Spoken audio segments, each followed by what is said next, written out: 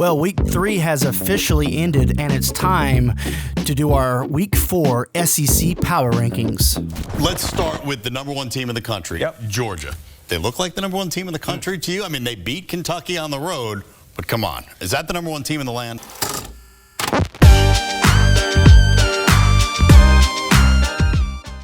Number 16, Mississippi State. Last time's ranking, 14.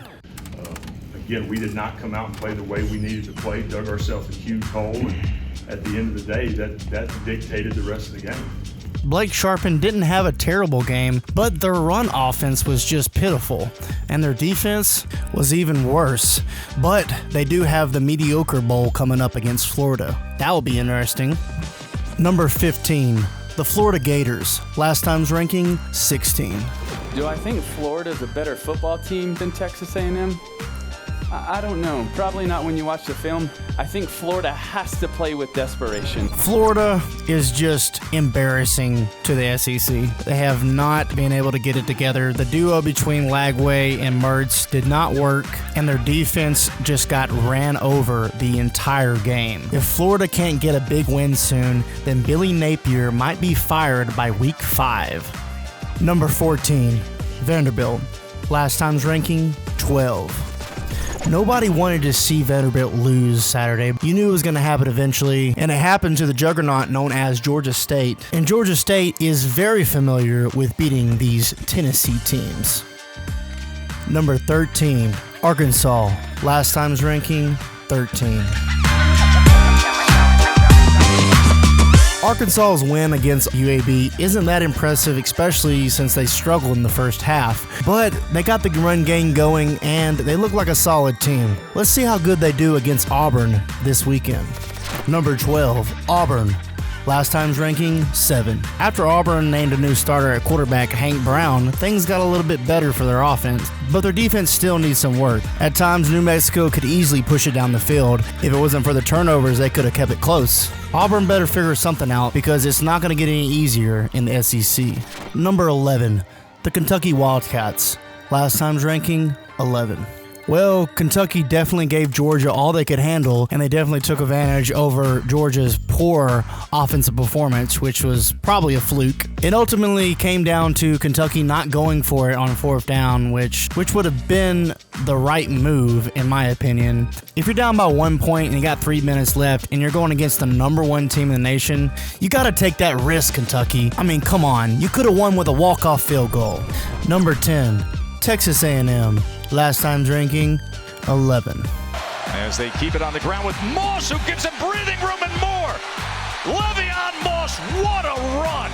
Texas A&M completely dominated Florida, and Florida could not stop the run. And Texas A&M's defense kept getting turnovers. And if it wasn't for Texas A&M committing so many penalties, this could have been really ugly.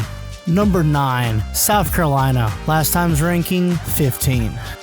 Shane, how do you go about cleaning up these penalties? I know it's easier said than done, but I mean, 13 is a pretty big number, as you alluded to. South Carolina was running the ball at will against LSU, but they needed better quarterback play. And if they had that, they could compete at a high level. If they want to prove to everybody that they're a real contender in the SEC, they need to take down Ole Miss in 2 weeks. Number 8, LSU Tigers. Last time's ranking, 9. Confusion. Nussmeier collided with the running back, throws it.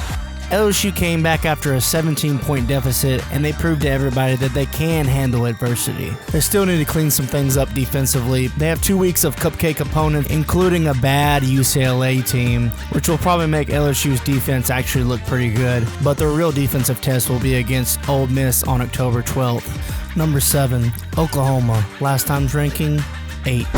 Hey guys, I'm super sorry to tell you this, but I am extremely busy this week, and it was already getting into Thursday, and I don't even know if I would have been able to post the video Thursday, and it would make no sense to post a power ranking video on a Saturday. So I'm just going to go ahead and give you my rankings so I can go ahead and get this video pushed out. So I'm going to go with Missouri as my number 6 pick. And then I'm going to go with Tennessee at number 5. And then Ole Miss at number 4. The number 3 is going to be Alabama. Number 2, Georgia. and number 1, Texas. Especially the officiating was just kind of awful at some points. Like in the Florida game, like they called a penalty. Like in the Florida game, they called a targeting when the helmet hit his butt or side or whatever. Like that was ridiculous. And they called back a South Carolina pick 6 over just blocking the quarterback. Like, are you not allowed to block the quarterback anymore? Like, just the officiating right now is just pitiful, and I hope it really gets better in the future.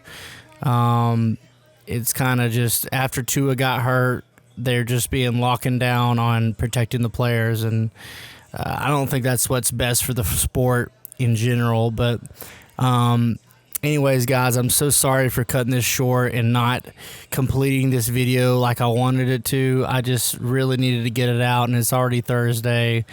I should have had this out by Monday, but work happens, but that's just how it is. But I really